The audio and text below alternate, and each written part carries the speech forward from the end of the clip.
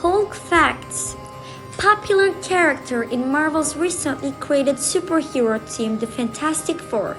For a long time, I'd been aware of the fact that people were more likely to favor someone who was less than perfect.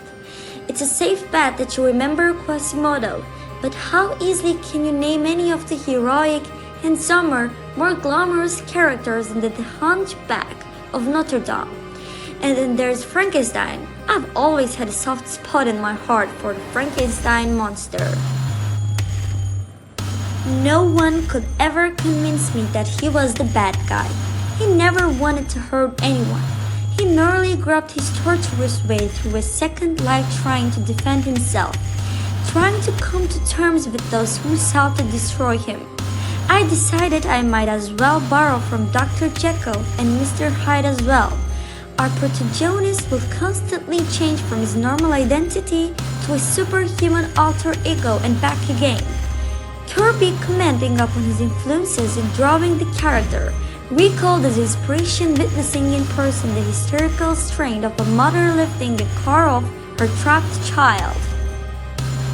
Lee has also compared Hulk to the golem of Jewish mythology. In the Science of Superheroes, Gurish and Weinberg see the Hulk as a reaction to the Cold War and the threat of nuclear attack, an interpretation shared by Weinstein and Up and Ivy. This interpretation corresponds with other popularized fictional media created during this time period, which took advantage of the prevailing sense among Americans that nuclear power could produce monsters and mutants.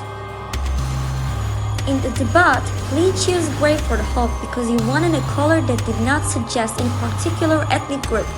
Colorist Tim Goldberg, however, had problems with the gray coloring, resulting in different shades of gray and even gray in the issue.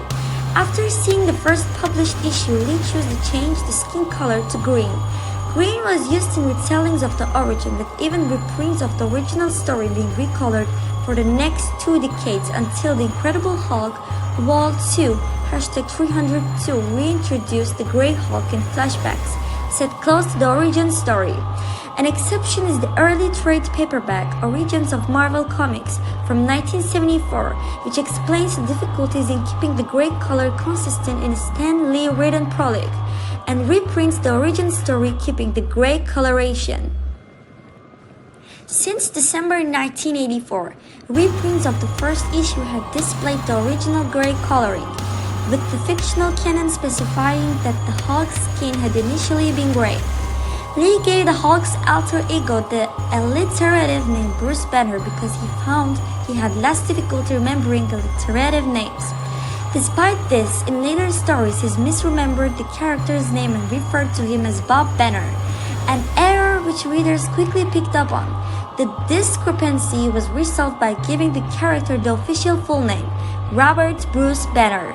The Hulk got his name from a comic book character named the Heap, who was a large green swamp monster.